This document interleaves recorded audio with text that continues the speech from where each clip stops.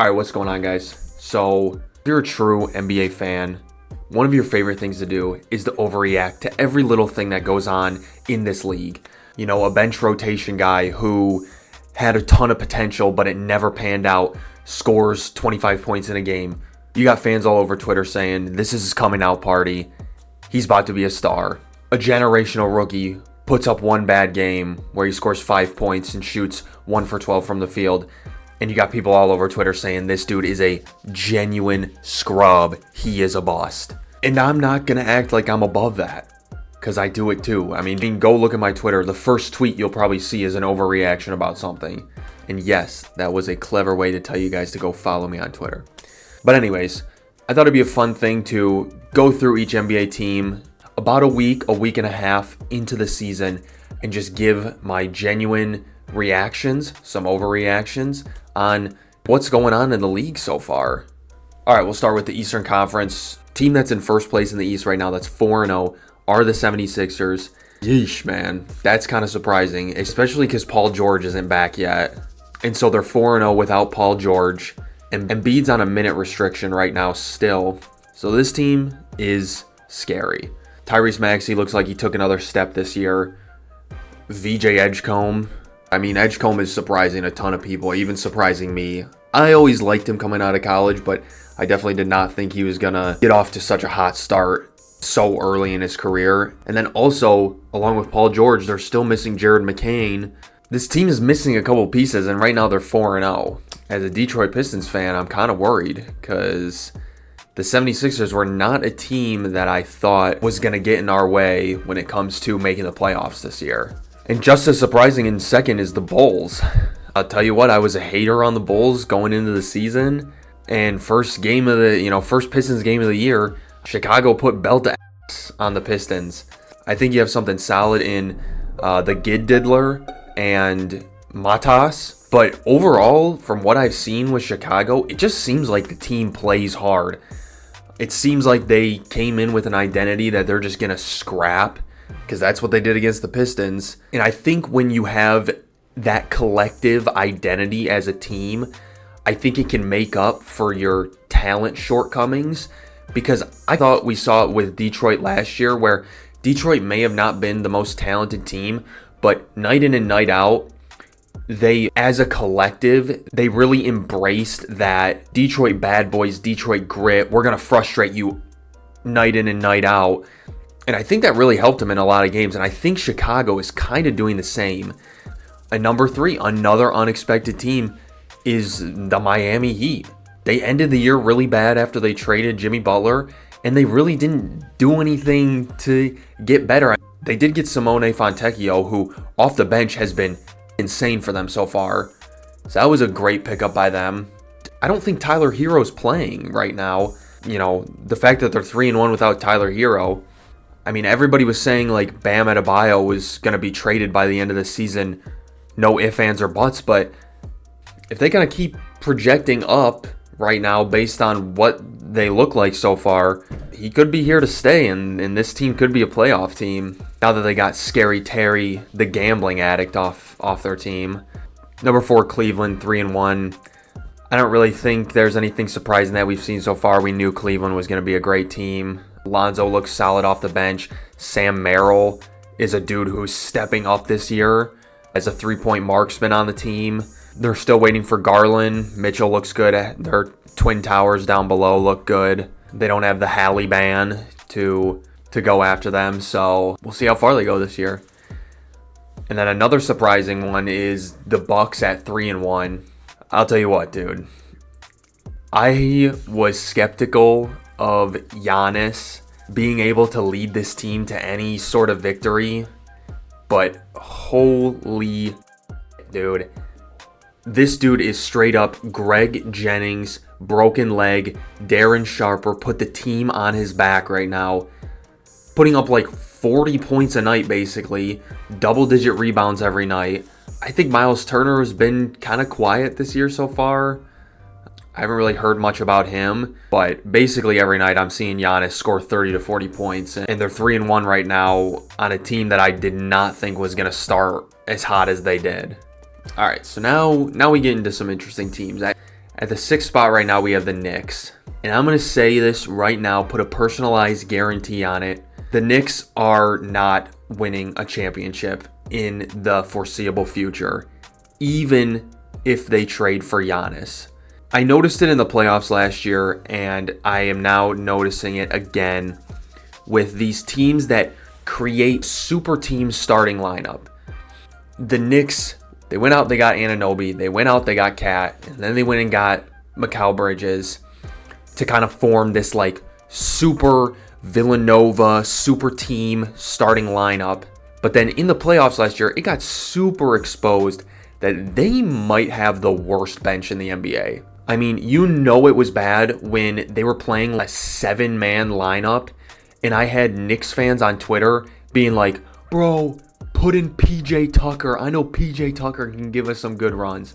Dude, if PJ Tucker is your 8th man and you're begging your coach to play him, bruh, come on now. We're kidding ourselves at this point. And I know Knicks fans were happy with the moves that they made in the offseason to bring in some new guys, but it still just seems like their bench is just not good. Yabusele, I thought, was a pretty good addition, but Jordan Clarkson, I don't know why Knicks fans thought Jordan Clarkson was going to be like this amazing dude off the bench. Bro, this dude could not even secure a consistent starting spot on Utah last year. What made you think like this guy was like actually good? He's been an inefficient shooter his whole career. And so far, that's kind of how he's starting out on New York. Jordan Clarkson's always been a guy that I've seen that is like, he needs a ton of run night in and night out in order to get his shot going. And he's just not getting that on the Knicks. So when you have a guy who has a way lesser role now that needs a ton of time out there to get his shot comfortable and get going, that's not going to be a good recipe. You know, like I said, even if they trade for Giannis, I still don't see how that works. You're probably giving up 2 of the 3 between Cat, Mikal Bridges, and Josh Hart for Giannis, maybe even more. And ultimately, yeah, they'll have Brunson and Giannis, and maybe you can hold on to one of those 3 guys. But then it's like, bro, you basically have 5 competent players going out there, and then literally nobody that can come off the bench and help you. I've said this before when talking about the Lakers, but you can't just throw out 5 stars in the starting lineup and neglect your bench. It doesn't work, dude. All right, another 2-2 team. We got the Hornets. Now, I get a lot of Hornets, I have a lot of Hornets fans on my Twitter timeline, and they are making it seem like, this is their year. I don't quite see that so far. Gotten off to a solid start, 2-2. I mean, your 2 wins are against the Nets and the Wizards. Like, it's the Nets and the Wizards. I'm definitely a little more skeptical about the Hornets still. I definitely need to see a ton more. I know I am kind of a Hornets hater. I don't really think LaMelo Ball is as good as everybody says. And so it takes me a little more to give him his props. If I start seeing the Hornets win against a little, or a little more better competition than what they've won against so far, I will give them their flowers. But for right now, I don't think they're as good as like Hornets fans think they are, if I'm being honest. Pistons at 8. This is a team that I can talk about the most and know the most about because this is my team. Our half-court offense looks atrocious right now. It's so obvious that not only are we really hurting from the loss of Malik Beasley, but we are also hurting from the loss of Tim Hardaway Jr. and Dennis Schroeder, because Duncan Robinson has been incredibly disappointing so far. And also when it comes to our bench, if we don't have Cade out there, Asar Thompson right now is kind of like our backup point guard. He's the one who brings the ball up when Cade's not in. And that makes it rough because of his lack of outside shot. Basically just completely ruins the spacing when he's out there running the point guard. And now teams are kind of catching on that. So even when Cade is in, like, they're just blitzing Cade right when he crosses half court. and we don't have anybody that can space the floor. And so they feel like they can do that because, besides Duncan Robinson, right now Sasser and LeVert are out. And so we have like no shooters off the bench. And it looks really rough. If we can't turn defense into offense, our half-court offense looks so bad right now. And so I'm hoping Duncan Robinson can turn it around. I'm hoping LeVert and Sasser can come back soon. I'm recording this before they play the Magic tonight, so we'll see how that game goes. But the offense just looks not good. And I'm starting to warm up to that Lauri Markkanen trade more and more as the days go on.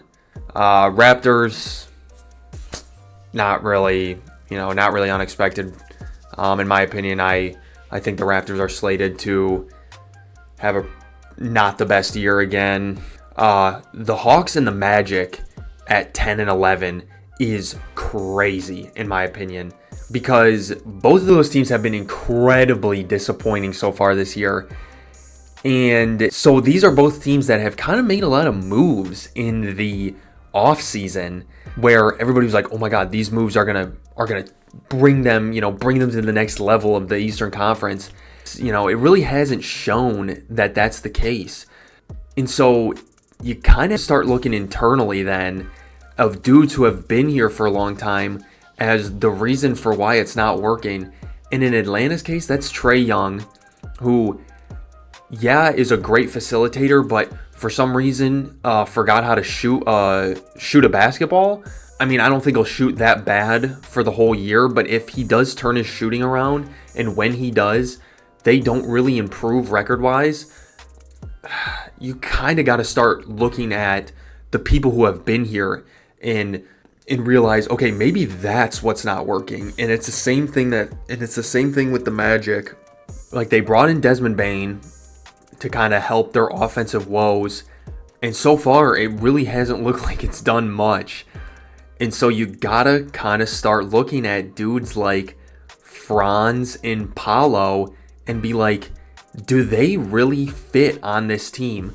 And I'm not gonna lie, I'm kind of starting to be out on Paolo Banchero. Kind of starting to see that he's a little overrated. I saw this thing on Twitter the other day and about how Paolo is a super inefficient jump shooter, but takes a ton of jump shots. He's getting compared to like a Josh Smith, who I had to sit through and watch when he was on the Pistons and was horrible. And so I kind of got my eye on Paolo Banchero. I'm kind of starting to be a Paolo Banchero doubter because, again, with these moves that the Magic made, if they can't make the playoffs this year, bro, you got to look at who's been here for the last couple years as the reason to why you guys can't get over the hump. Boston 1-3, kind of where I expected. They lost a lot of people in this offseason. Still waiting for Tatum. We'll see if Tatum comes back. I don't know. Wizards 1-3. I think they've shown a lot of promise outside of Cam Whitmore. I think Sarr has looked not like anything like crazy, but has looked really good so far, just as a solid big man. Trey Johnson has been a decent pick so far. I feel like he's been a pretty efficient shooter for them. It's just waiting for a couple of these guys on the Wizards to take the next step and be like actual good, be like actual stars instead of just kind of just being like rotational players. Like, I feel like a ton of the rookies that they've drafted in these last couple years in the lottery so far have just shown that they can just be like, good starters, but they haven't gotten a guy yet that is like, okay, I'm going to turn this franchise around. And so you're really just kind of banking on one of these guys. And maybe that's Keontae George, as crazy as that may sound. I know he's started the year pretty solid. But yeah, again, it's just about getting these young guys as much run as they possibly can and seeing, who's going to pan out. And then Pacers at 0-3. I knew the Pacers were going to be bad, but I didn't think they were going to be this bad. But I do know that they're dealing with a lot of injuries right now, not just Halliburton. Like, I'm pretty sure they're playing a game tonight, and their depth chart is like insanely gutted right now. Like, I'm pretty sure they just signed Mac McClung, and I think he's like their backup point guard right now. They have a ton of dudes out, so I think the Pacers are probably not going to make the playoffs this year, but I don't see them being like, one of the worst teams in the East. And then Brooklyn Nets 0-4. They're the Brooklyn Nets. They're going to be trash this year. That's just how it is. Now we're going to the West Coast. Thunder 5-0. I don't think anybody really expected different.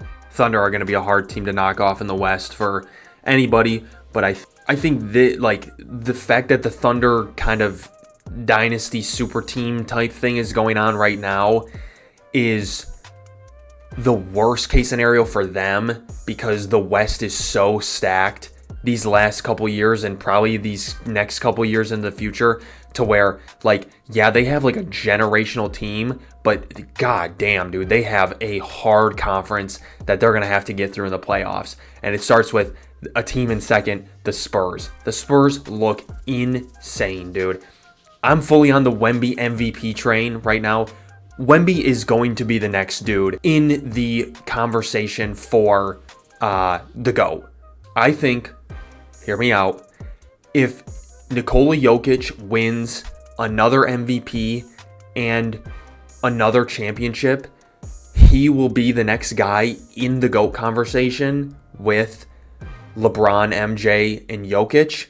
But if Wemby pans out like how he looks like he's going to pan out, he will then be that fourth guy in the conversation, in my opinion.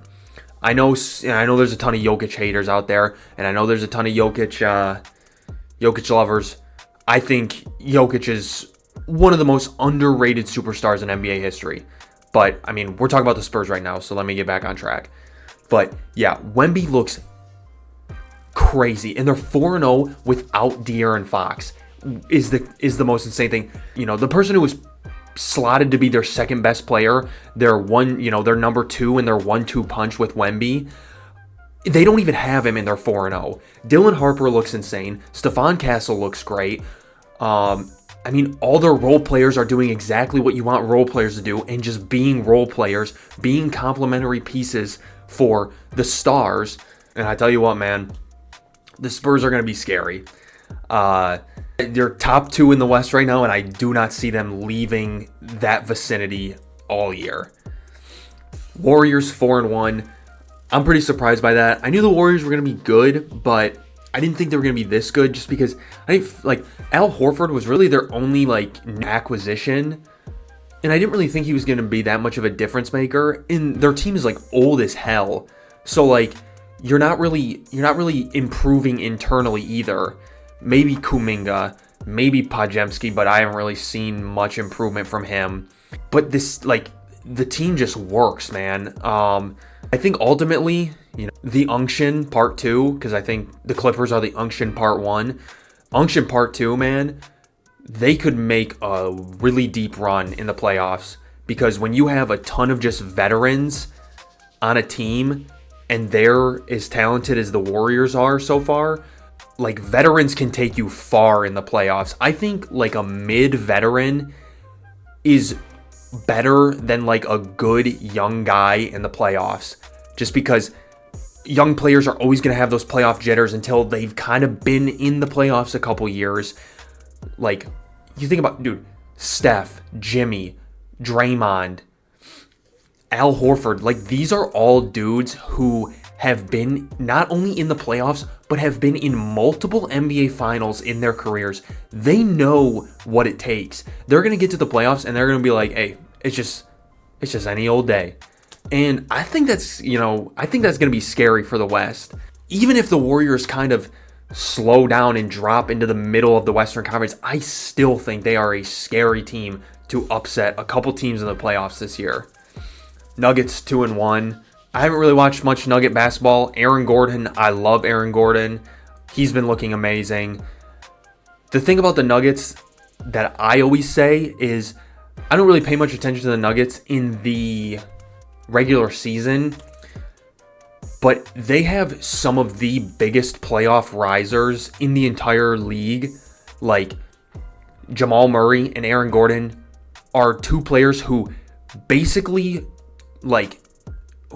turn it into overdrive in the playoffs, and so it's hard to evaluate them in the regular season just because I know once you get to the playoffs, like these two guys are going to take the team to the next level. But 2-1, I think the Nuggets have looked good so far. Their offseason acquisitions have looked pretty good. Tim Hardaway Jr., as much as it pains me that the Pistons lost him, he looks like he's, fit perfectly in with the Nuggets. Cam Johnson's taking a little longer to get situated, but I don't think, I think eventually he'll pan out. Utah at 2-1, kind of crazy. Lauri Markkanen looks insane. Pistons, please go for him. The one thing that surprises me about Utah is I feel like they're not playing Ace Bailey that much, which is surprising based on the preseason that he had, because he got a lot of run in the preseason. I mean, obviously you're going to play your young guys in the preseason a lot, but he had a lot of run and he didn't look bad, which is why I'm like, so why in the regular season are they not playing him as much? Because he's coming off the bench and I just feel like he's not getting much minutes. He's not getting many shots, which ultimately if you got a top 3 pick, you want to give him as much exposure as you possibly can, or else you're going to stun his development. And so I'm not quite sure what they're doing there. I guess it's working because they're 2-1. We'll see. We'll see if they can kind of keep that going. Clippers have looked pretty disappointing so far. I think I might have shot my wad when saying they were going to be really good. They're old, and you can tell they're old. Chris Paul looks not the best. Brook Lopez looks not the best. Even Kawhi looks not the best. Hey, the old guys, maybe they just got maybe they take a little longer to shake the rust off, and they'll get started in the middle of the season. But I don't know, man. Lakers. I feel like I've said enough about the Lakers. It's Reeves, Luka, and LeBron, and then just a bunch of guys that I'm just not really impressed with. Ayton's looked Marcus Smart's looked Ultimately, I just don't think the players that they have around Reeves, LeBron, and Luka are good enough to elevate them to a championship team, especially in a stacked Western Conference. Minnesota 2-2.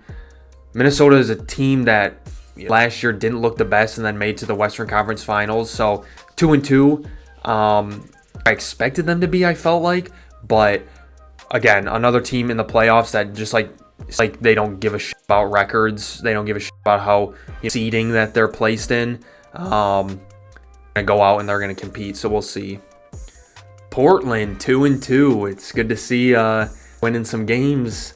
I just kind of thought they were bad, but it turns out it was because Chauncey Billups was doing his Tony Soprano impression and leading the Italian mafia and throwing games and cheating in poker. So, I mean, obviously nobody could have seen this coming, but at this point, I think Portland's going to be a lot better than what we originally thought. They have some good pieces. Shaedon Sharp's looked rough this year.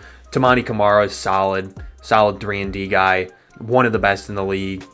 Denny Avdia, really good so far. It's just you just need a couple more of these young guys that they have, similar to the Wizards, to just kind of take that next step. And it's just about who's going to take that next step. Is it going to be Sharp? Is it going to be Clingan? Is it going to be Scoot? Remains to be seen. But if they can get one more guy to take that next step, I think the Portland Trailblazers could be a pretty dangerous team in the West to kind of sneak into that play-in spot and maybe knock one of these other teams out. Memphis 2-2, kind of where I thought they were going to be. I really don't watch much Memphis Grizzlies basketball. Just not a team that excites me. I will say a player that does excite me is that Cedric Coward that they drafted. Never even heard of the guy, but I mean he looks amazing. He had a game the other night where he I don't think he missed or something like that. He scored 20 some points. I don't think he missed or something. Maybe that's a diamond in the rough for them. He was a late lottery pick, I think. I don't really see many late lottery picks coming and instantly help a team, but hey, they might have found a diamond in the rough. Houston Rockets at 1-2. That's crazy. Everybody kind of was expecting them to come in and be a super team, especially with their supersized lineup. But I think it's starting to be apparent based on how the Rockets and the Mavericks are playing that you can't just slot any random dude to point guard and expect your team to be good. Because so far, Amen Thompson has looked rough this year. I think one thing that the Pistons have done better with Asar than the Rockets have done better with Amen is to try and develop Asar's weaknesses. I feel like the Rockets so far have just tried to play into Amen's strengths, like his athleticism and his attacking the basket. And they're like, yeah, just go attack the basket, you know, try and get layups, try and get dunks, play hard, play good defense, get in transition. Whereas the Pistons actively brought in an amazing shooting coach in Fred Vinson to kind of help Asar with his outside jumper, because both of them had bad outside jumpers coming into the draft. But now you're starting to see Asar be able to create in the mid-range with pull-up mid-range jump shots, you know, spin fadeaway jumpers in the mid-range, and still rough from the three-point line, but it at least makes the defense extend a little bit more. It's just so hard in this league now to have dudes who just are incompetent shooters be out there for a majority of the minutes and not have the offense struggle and have spacing issues. And that's what I've seen from Thompson so far. And then Reed Shepherd off the bench has looked really bad as their point guard. Like, remember when I watched him against the Pistons? Bro, he would have multiple possessions where he'd bring the ball up and he would not pass it to anybody. And then he would try and make a move and shoot a bad shot. That is not what you want to see with your point guard.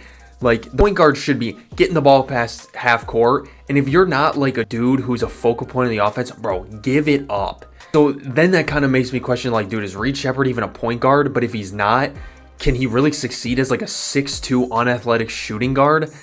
I don't know, man. Kind of looking like the loss of Fred VanVleet is hurting the Rockets a lot more than what we initially were thinking. Phoenix Suns 1-3, kind of what I expected. We'll see what happens when they get Jalen Green back. Kings 1-3, kind of what I expected. I don't think the Kings are going to be all that good this year. Dallas 1-3, that's kind of crazy. You know, I kind of saw them as more of like a 500 team. Anthony Davis has looked not the best efficiency-wise. Cooper Flagg has had his typical rookie woes. You can't really hold much against him. Again, just another team where it's like, bro, they're like, yeah, we're just going to play Cooper Flagg at the point guard. Like, there's a lot, there's a difference between, how do I put this? There's a difference between a forward who can find open guys in an offense and a point guard who runs the entire offense. Yes, like Cooper Flagg has facilitating abilities, but he is not a point guard. Like, this reminds me so much of when the Spurs were like, yeah, we're just going to run Sohan at point guard because f*** it. Like, you know, just because Cooper Flagg can bring the ball up and has good dribbling ability for a forward does not mean like he come in as a rookie and be like, all right, guys, here's how we're going to run the offense. Like, it just doesn't work. You need an actual point guard. And, you know, obviously Kyrie's injured. I don't know his timetable. I don't know if he's going to come back this year. But at the same time, dude, D'Lo is not the answer either. And so, you know, they're similar with the Rockets where it's like they just don't have a point guard. And it's so obvious that the point guard is one of the most important positions on the floor. And so when you don't have like a solid point guard that you can go to, like, team's going to struggle. And then the Pelicans 0-3. Dude, I don't know what the Pelicans need to do. Like, maybe Fears and Queen are the answer, but like, I just don't understand how you have a team with like Jordan Poole, Herb Jones, Trey Murphy, Zion, Yves Missi, was promising last year in his rookie year. Like, how do you have a team with all these guys and like you guys just can't put it together? I don't know what they do, but if they have another bad year, I think it's finally time where they're like, all right, we're clearing house. We're getting rid of Trey Murphy. We're getting rid of Zion. This ain't working. We just need to go back to the drawing board because this team has disappointed year after year. I swear every year I see so many people be like, Pelicans, next up. And every year Pelicans are at the bottom of the Western Conference. I think Pelicans should blow it up, honestly. All right, so that was me just kind of going through, giving my initial thoughts on each team so far in the season. Obviously, a ton of season left, but it's hard not to just have these overreactions to things that you see, in the first week and a half. So, what you guys think. Let me know if you guys disagree with some of the stuff I said. Let me know if you agree. Give me your guys' takes on what you think. Love to talk with some of you in the comments. So, if you guys enjoyed the video, I'd appreciate it if you hit the like button. If you guys want to see more content like this, make sure to hit the subscribe button. That's all I got for now, guys. Peace and love.